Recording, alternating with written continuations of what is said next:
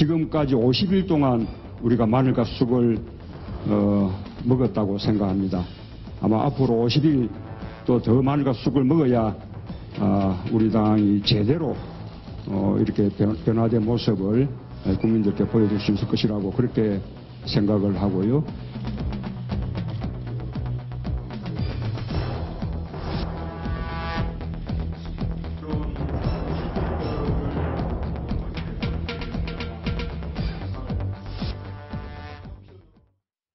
취임 50일 중간평가 합격일까요? 불합격일까요? 이 얘기입니다. 7위 문재인 대표 마늘과 쑥만 먹었다. 앞으로도 그렇게 와싱상담할 것이다. 자, 4위는 천안함 샌드위치에 갇힌 문재인 대표 얘기. 이것도 집중적으로 좀 해보겠습니다. 문재인 대표가 취임 50일을 맞아서 보셨던 것처럼 오늘 기자들과 도시락 간담회를 했습니다.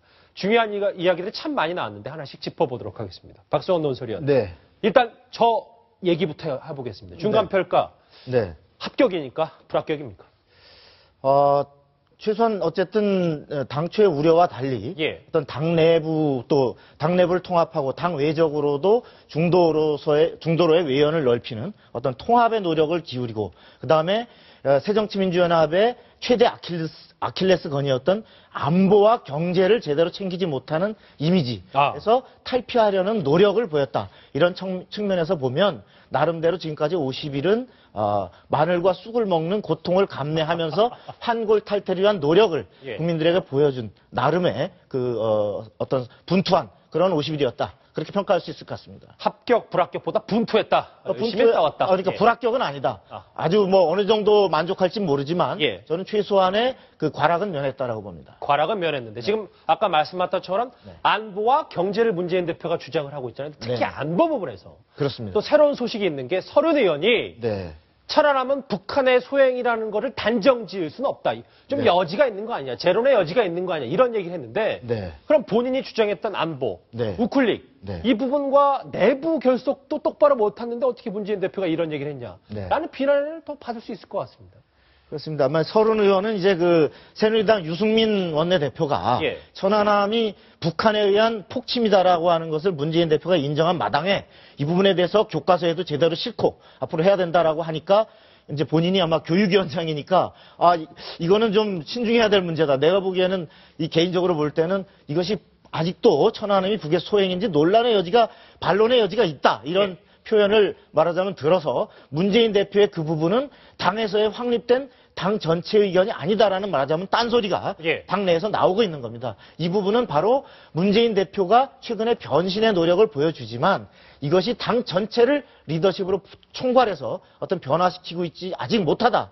예를 들어 정청래 의원, 서른 의원 이렇게 아직도 당내의 이른바 친노 강성파 의원들 또는 이념적으로는 진보 좌파 의원들이 아직도 이 부분에 대해서 동의하고 있지 못하기 때문에 예. 문재인 대표의 변화는 아직까지 시도에 불과하다라고 보는 이유가 여기에 있는 겁니다. 예. 박성원 논설위원이 정치 이슈를 설명을 핵심만 짚어주시니까 시청자 질문 쏟아지고 있습니다. 이 질문 가겠습니다. 그 뉘앙스가 적절한 타이밍에 들어온 것 같은데 이충땡 씨가 보내셨네요. 문재인 대표가 천안함 폭침을 북한 소행이라고 해도 친노의 입장 변화가 없는데 진정성을 믿어줄까요? 한명숙, 이회찬, 박지원은 왜 조용한가요? 문재인 대표의 폭침 발언은 중도표에 구걸하는 모습으로만 비춰질 겁니다. 시청자 질문이 아니라 의견에 가까운데요. 박성원 논설위원 해설을 부탁드리겠습니다. 이제 저렇게 나오는 데는 뿌리 깊은 과거의 그 새정치민주연합의 행동이 예. 아마도 저런 불신을 깊게 한 것 같습니다. 참 마음이 아픈 얘기지만 과거 이제 김대중 노무현 정부 때 보면은 북한의 그 핵 개발은 북한은 핵을 개발할 의지도 능력도 없다. 예. 이렇게 대통령이 얘기를 하거나 또는 북한의 핵 개발은 일리가 있다. 이런 표현을 하면서 북한의 핵 도발을 또 미사일 도발을 오히려 감싸는 변호인 노릇을 했다. 이런 비판을 과거의 현재의 새정치민주연합의 전신들이 해왔기 때문에 지금 문재인 대표가 얘기하는 북한의 천안함 폭침이라고 하는 것도 과연 북한에 대해서 진정으로 비판을 할 마음의 가짐이 돼 있는 것인가 아니면 선거를 앞둔 하나의 위장 분식인가 하는 아직도 불신을 갖고 있는 것 같습니다. 따라서 저런 데 대해서는 문재인 대표가 당내에 좀 더 깊은 토론과 과거에 무엇이 그렇죠. 잘못됐, 예. 왜 이런 불신을 낳는가에 대해서 다시 한번 도마에 올려놓고 최대로 반성할 것을 하고 국민들에게 예. 이것은 잘못된 것이었다라고 하는 부분을 인정하고 그에 따라서 북한에 대한 앞으로의 확고한 대응을 이렇게 해나가겠다라고 하는 부분을 보여줌으로써 불신을 씻어야만 저러한 질문이 다시 오지 않을 것 아닌가 이런 생각이 듭니다. 그렇군요. 오늘 간담회를 쭉 들어보면 말이죠. 문재인 대표가 정동영, 천정배 두 전직 의원 출마 때문에 정말 신경이 많이 쓰이는 모양이 비춰졌습니다. 이런 얘기했습니다. 직접 들어보시죠. 지금은 우리 당의 불길이 다시 타오르고 있는 상황입니다.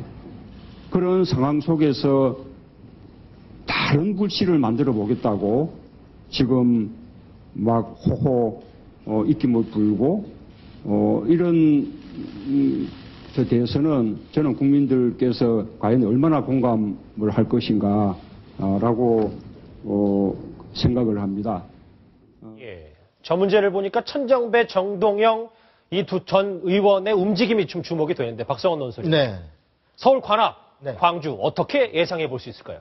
지금 우선 광주의 경우는 천정배 전 의원이 과연 새누리당에 대적해서 승리하기 위해서는 완전히 근본적인 변화를 하는 충격파를 던져야 된다. 예. 그러니까 그냥 새정치연합을 이렇게 지지해서 이렇게 가가지고는 앞으로 어떤 광주, 전라, 우리 호남에도 어떤 미래가 없다.